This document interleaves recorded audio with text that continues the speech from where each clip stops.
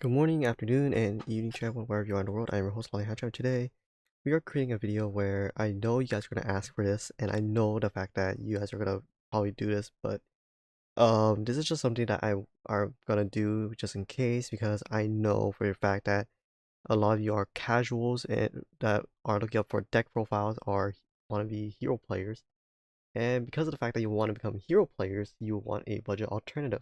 So here's a budget alternative for heroes where you don't need to buy nibs that are like $18 each, ashes that are like $20 each, IDPs are $50 each, $100 cards, $50 card, $30 card, I mean, $20, $20, 100, 150, and $40.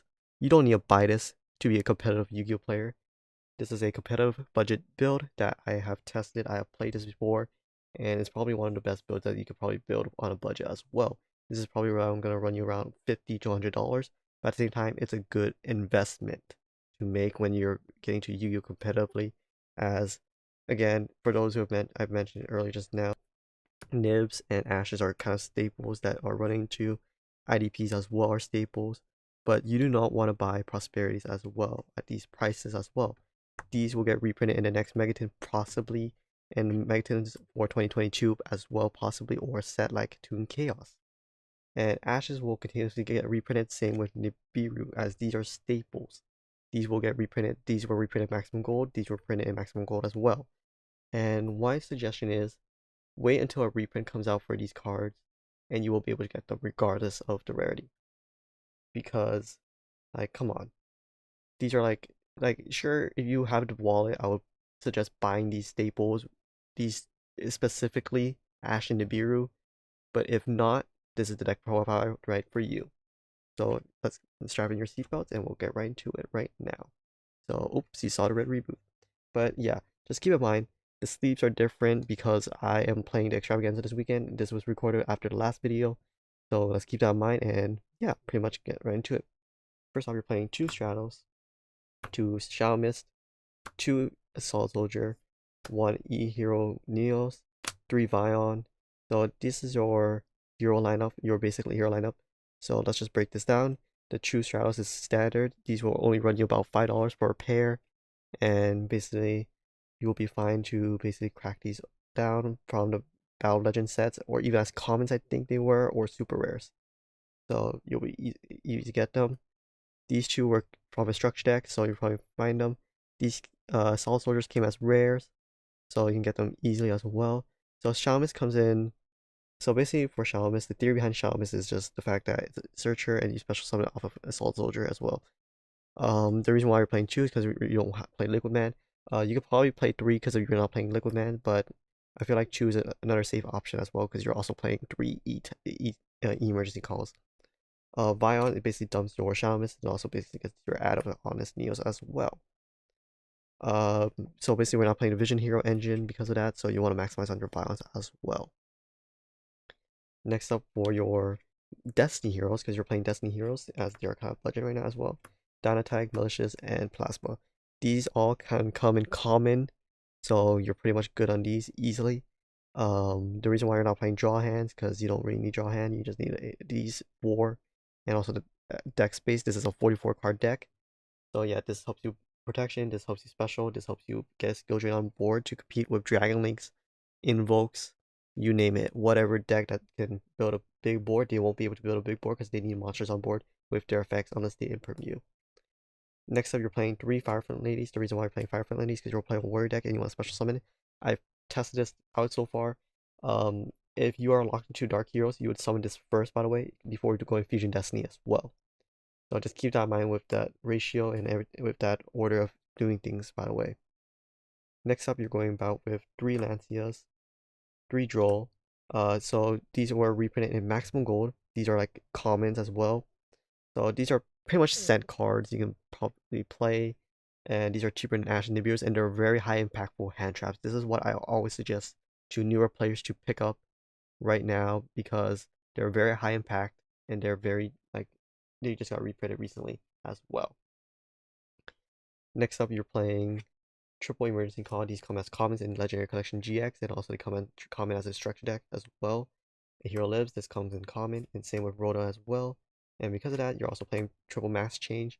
Mass change comes in common in Destruction deck as well. By Destruction, for those who don't know, I'm mentioning is Hero Strike.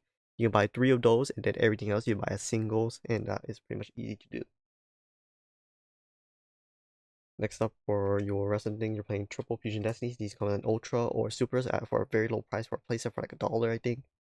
So this is what you bring out before you activate this. You want to be able to summon your Fire Flint Lady first before you summon using your Fusion Destiny as well. Next up for that, you're playing triple Super Polys, 1 Polymerization, 1 Miracle Fusion, 1 Combat Grave, and 1 Harvey Feather Duster. Super Poly basically can fusion your opponent's monsters on board. Combat Grave and Miracle Fusion as well, and Feather Duster are just one of you must have as well. Next up, you're playing Triple Solemn Strikes. I know these will be expensive for a good amount. Even for comments, like comments run for $5. But again, like the logistics with Ashe and Nibiru, it's something that you can have to squeeze in for, as it's a good investment. It's a staple cards you want to be able to hold on to and use in other decks as well, not just heroes, use in other decks as well for those who wish to go deeper into the game. And next up, we're going to go into the extra deck and side deck as well. Extra deck, you're playing Dark Law, Acid, and Divine Wind. This was reprinted as a super rare, so you're fine. These are like what, dollars in as a super, and these come in common as well, so this will run you about $4 to $3. Sunriser will run you about 8. Escrado 1, Sense, and Sense as well. So these are your super poly targets, and this will get you a Miracle Fusion. This is again something you can probably buy, and it will be a good like, because there's not going to be a reprint for a while, so I would just buy this. It's something you could bite the bullet for and work up slowly for. And then nextly you have Dystopia and Dangerous, but also your other super poly targets as well. And from there, we are going to go straight into the rest of the extra deck, which is Extra and Wonder. These are probably Sense as well. Another thing is Draco Supili. I'm playing it instead of Shining because, again, it's like $1 compared to Shining, which is $5. And I want to make this as cheap as possible. And also, I don't have a E-Hero to Shining. That's legitimately why I'm using it. Next up, you're playing 3 Dark Ruin No Mores, which come in common for $2. Twisters come in commons for like cents. Evening Match was reprinted, and also Solemn Judgment and Red Reboot. For Evening Match, a alternative you can do, which is not as impactful, is Dark Hole. For those who do not watch my sealed budget videos, I play a thing called Prank Kids, right? Prank Kids. An alternative I use for these cards are Hey Trunade and also Dark Hole. Oops, I just leaked what I just recently got for the deck. So I play these instead because one, Hey Trunade returns, and then your goal is to OTK with this deck, right? So you're gonna OTK by getting rid of your opponent's back row, and then Dark Hole destroys all monsters on your opponent's side of the field. So if you play Blind Second, if that's your playstyle to attack directly for game, Dark Hole. If your style is to basically wait it out and everything like that, I suggest playing Hey Trunade. So that's legitimately why I'm suggesting this, and also why you guys should watch Sealed Budget. Sealed Budget is a series where you can basically, I am building a deck with just $100. This is a deck that you could build with $60 or something like that, or $100, but still, it's something that you would basically teach you guys how to invest, how to grow your budget, and how to basically just play the game for cheap as well with just simply $100 called an investment. But anyways, guys, that's pretty much it for this video. Hopefully you enjoy, and I'm gonna just say this. My personality is very different from others. I recently got a very hurtful comment where someone just messaged me and was like, I don't like your personality, I don't like your videos. I'm like, okay, my personality is not meant to fit you. I'm gonna just say that. It's meant to fit the majority, not just you specifically.